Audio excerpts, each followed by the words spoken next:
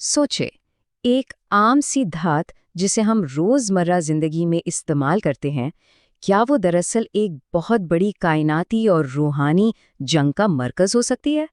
आज की इस गुफ्तगू में हम एक ऐसे ही हैरान कुन नजरिए से पर्दा उठाएंगे। अच्छा, तो वो क्या चीज़ है जो फटते हुए सितारों, कदीम सहीफ़ों और हमारे शऊर की जंग को एक ही धागे में परो देती है? ये सवाल ही इस पूरी कहानी का मरकज़ है। चलें, इस राज से पर्दा उठाते हैं। तो कहानी की पहली कड़ी को जोड़ते हैं। हमारा सफ़र शुरू होता है लोहे से, जिसे यहाँ एक इल्हामी धात कहा जा रहा है।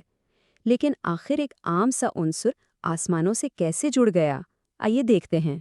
इस नज़रिए की बुनियाद कुरान की इस आयत पर रखी गई है और हमने लोहा उतारा जिसमें बड़ी जंगी ताकत है और लोगों के लिए फ़ायदे भी हैं। ये आयत इस पूरी बहस का आप कह लें कि मरकज़ी नुक्ता है। और यहाँ ज़बान की एक बहुत ही दिलचस्प बारीकी सामने आती है।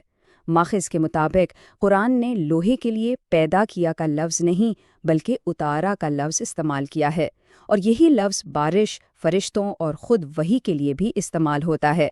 और देखें, यहाँ आकर बात और भी दिलचस्प हो जाती है।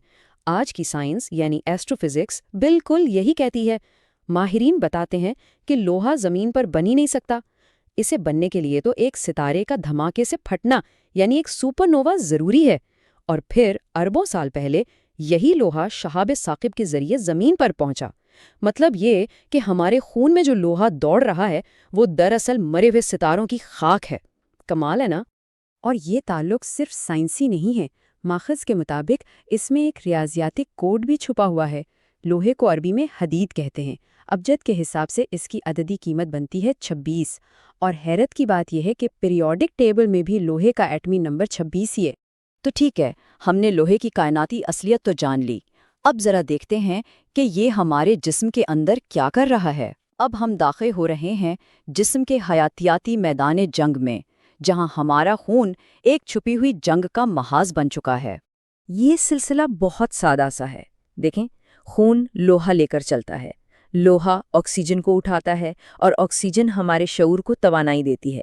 ये एक बिल्कुल सीधी सी हयातियाती जंजीर है, लेकिन इसके असरात बहुत गहरे हैं। तो इस जंग के ना दो नतीजे हो सकते हैं।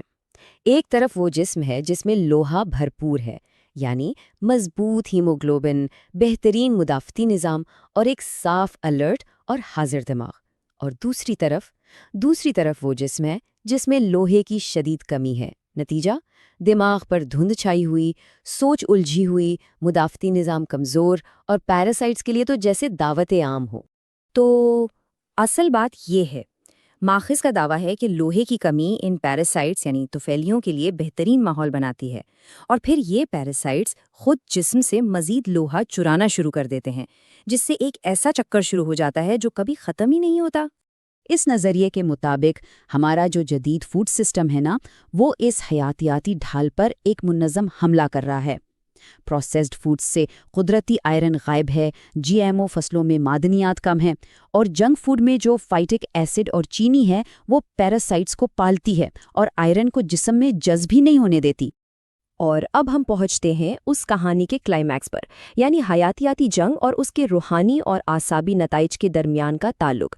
जो खाया जाता है और जिस पर यकीन किया जाता है, उनका आपस में क्या लेना देना है? माखिज़ का कहना है कि जब जिस्म पर पैरासाइट्स का कब्जा हो जाए तो उसके दिमाग पर गहरे असरात होते हैं।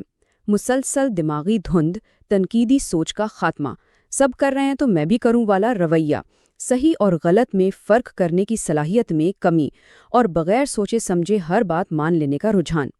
ये एक जुमला समझें कि पूरी बात का खुलासा है। पैरासाइट्स आपको आसाबी सतह पर बदल देते हैं, यानी ये सिर्फ कोई जिस्मानी बीमारी नहीं, ये तो शनाख्त पर हमला है। और यहाँ आकर सारी कड़ियाँ एक साथ जुड़ जाती हैं। माखिज़ का हतमी दावा ये है कि यही हयातियाती कमज़ोरी हमारी रूहानी समझबूझ को ख़त्म कर देती है और इंसान को दज्जाल जैसी किसी शख्सियत के धोखे का आसान शिकार बना देती है। तो सवाल ये है कि इस मुबैना हयातियाती और रूहानी जंग से बचाव कैसे मुमकिन है। इसके लिए माखिज़ एक हल पेश करता है, नबवी शील्ड प्रोटोकॉल, जो इस नए दौर के बहरान का एक पुराना जवाब है। इसका पहला हिस्सा खुराक पर मबनी है। खजूर, कलौंजी, शहद, जैतून का तेल और अनार, یہ غذائیں نہ صرف آئرن سے بھرپور ہیں بلکہ ان میں ایسے مرکبات بھی ہیں جو پیراسائٹ سے لڑتے ہیں اور آئرن کو جسم میں بہتر طریقے سے جذب کرنے میں مدد دیتے ہیں۔ اور پھر بات آتی ہے روحانی اور طرز زندگی کے معمولات کی۔ گھر میں سورۃ البقرہ کی تلاوت، رقیہ، صبح اور شام کے اذکار، باقاعدگی سے روزہ رکھنا اور ہر قسم کے جنک اور پروسیسڈ فوڈ سے مکمل پرہیز، یہ سب مل کر اس نبوی شیلڈ کو مکمل کرتے ہیں۔ یہ جملہ اس حل کے پیچھے چھپی سوچ کو بڑی خوبصورتی سے بیان کرتا ہے۔ آپ کے نبی کا باورچی خانہ، آپ کی دواخانہ، آپ کی ڈھال اور آپ کا روحانی کاوچ تھا، سب ایک ہی جگہ۔ تو یہ ہے وہ بنیادی خیال جس نے اس سارے سفر کو جنم دیا۔ سورہ حدید، پیراسائٹس اور شیطانی مداخلت کے بیچ ایک ایسا تعلق جو شاید ہر چیز کو دیکھنے کا زاویہ ہی بدل دے۔ اور ہم اس گفتگو کا اختتام ماخذ کے سب سے طاقتور پیغام پر کرتے ہیں۔